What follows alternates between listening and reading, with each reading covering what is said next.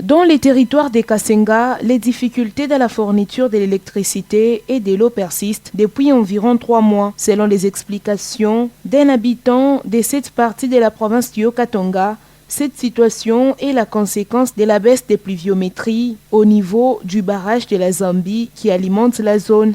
Dans le territoire des Kasenga, le caractère irrégulier et intempestif du courant électrique est en autant qu'ils inquiètent pour les habitants. Plus d'électricité à leur aise et à la place des jours dans le noir et dans les délestages. C'est la rareté de la pluie qui a fait en sorte qu'on n'ait pas cette année le courant. Alors, souvent on nous envoie après 2 jours, 3 jours. Vraiment, c'est un sérieux problème. Nous, ici à Kasenga, on était vraiment à l'aise avec le courant. La Zambie nous ravitaillait vraiment fidèlement le courant. Le courant était très permanent. Juste après la pluie, c'est alors qu'on avait ces problèmes-là. Jusqu'à maintenant, nous continuons à avoir toujours ces problèmes. Donc, s'il n'y a pas le courant, automatiquement, il n'y a pas aussi d'eau.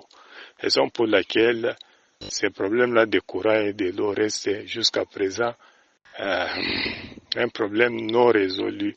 Parmi les conséquences, les activités sont devenues timides.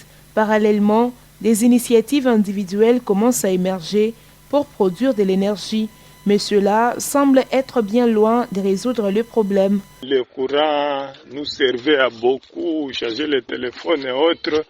Alors maintenant, là, faiblement, timidement, les gens commencent maintenant à payer les panneaux, à alimenter les groupes, ce qui n'était pas dans leur habitude, hein. Ce qui fait que tout est vraiment paralysé ici, avec l'espoir que peut-être ça pourra se régulariser, mais c'est vraiment compliqué.